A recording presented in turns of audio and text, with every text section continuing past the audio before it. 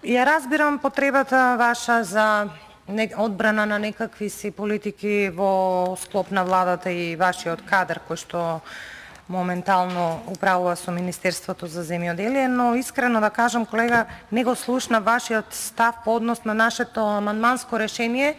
Во првата реплика кажавте дека го поддржувате, сега не слушнав децидно, ќе видиме сега на гласањето дали ќе го поддржите овој наш амандман, кој што ќе повторам дека е навистина добар и е ветување на Социјалдемократскиот сојуз од 2016 година па наваму. Разбирам тоа што го кажавте дека не сте биле тогаш на власт, но сега споделувате заедно власта и требало, како што кажав и во претходните реплики, тие што ветувале да го инкорпорират ова амандманско решение, ова ветување во буџетот, па и во ребалансот на буџетот.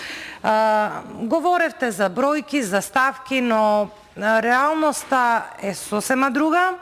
Не би сакала да ги повторувам бројките. Бројките се немилосредни и се знае дека субвенциите не се исплатени.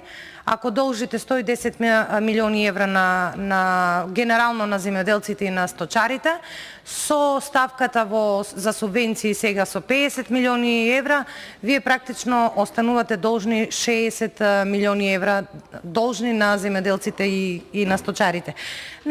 Нашиот амандман се надевам дека ќе најде на одобрување од ваша страна. Нема да се повторувам, тоа е тоа. Вашите ветувања, не зборувам вашите, генерално на Социјалдемократскиот сојуз, не се инкорпорирани во ребалансот на буџетот.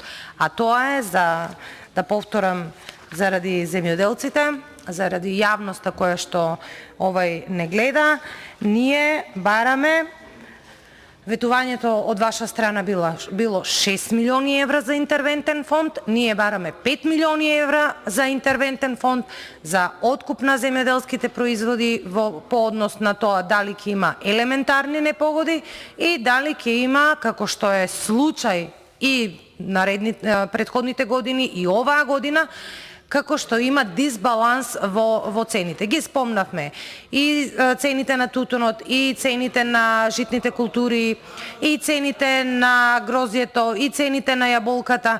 Се она што земјоделците го работат, практично беше со една цена која што е недостојна за трудот кој што го вложуваат, и од тие причини цениме дека формирање на интервентен фонд и издвојување на ставка од ребалансот за буџетот е повеќе од неопходно. Благодарам.